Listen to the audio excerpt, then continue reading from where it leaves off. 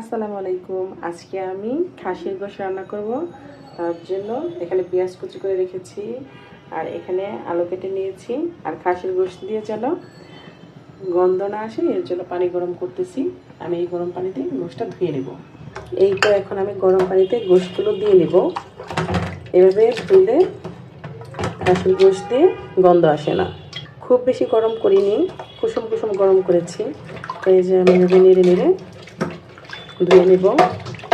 এই তো আমার ধোয়া হয়ে গেছে, এখন আমি রান্না করব। প্রথমে আমি পেঁয়াজগুলো ভেজে নিচ্ছি। এই যে পেঁয়াজ ভাজার সময় আমি লবণ দিয়ে নিচ্ছি পরিমাণ মতো। আমি এইভাবেই রান্না করি।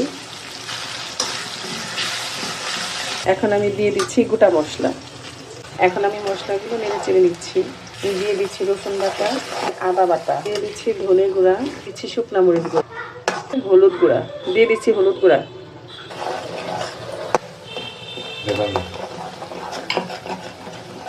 সামান্য পরিমাণে পানি দিয়ে দিচ্ছি। এই তো আমার মশলা কষানো হয়ে গিয়েছে, এখন গোশতটা দিয়ে দিব। ঢেলে দাও, ঢেলে দাও, পানি সহ দাও।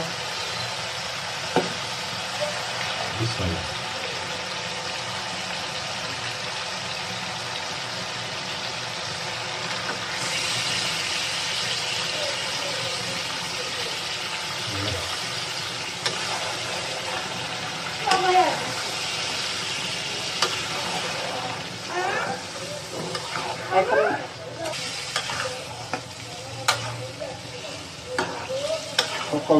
এই তো আমার খাসির গোশত রান্না হয়ে গিয়েছে।